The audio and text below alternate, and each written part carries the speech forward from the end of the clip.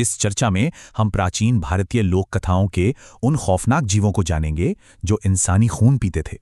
अक्सर लगता है ना कि वैम्पायर सिर्फ पश्चिमी कहानियों में होते हैं। चलिए आज इस धारणा को तोड़ते हैं। ड्रैक्युला जैसे पश्चिमी वैम्पायर से बिल्कुल अलग हमारी अपनी प्राचीन भारतीय कथाओं में भी ऐसे रहस्यमयी जीव मौजूद हैं। तमिल लोक कथाओं के मुताबिक इन जीवों का जन्म धरती के सबसे पहले भयंकर युद्ध के दौरान हुआ था। जैसे ही पहली बार धरती पर इंसानी खून गिरा, उसी भीषण हिंसा से इन खौफनाक जीवों ने जन्म लिया।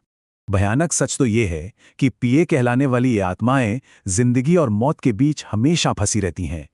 जन्म ही हिंसा से हुआ था, इसलिए इन पिए का इकलौता और शाश्वत कर्म सिर्फ खून पीना है। हैरानी की बात है कि तमिलनाडु में आज भी इन आत्माओं को शांत करने के लिए खास अनुष्ठान होते हैं। लेकिन इस कहानी का सबसे बड़ा ट्विस्ट पिए का स्त्री रूप लेकर आती है, जिसे पेयम कलीर कहते हैं। किसी खूंखार राक्षस के बिल्कुल उलट स्थानीय कथाओं में पेयमाकलीर को असल में दया की देवी माना जाता है। वो रात में युद्ध भूमि में उतरती है और तड़पते हुए सैनिकों का खून पीकर उनका भारी दर्द खत्म करती है।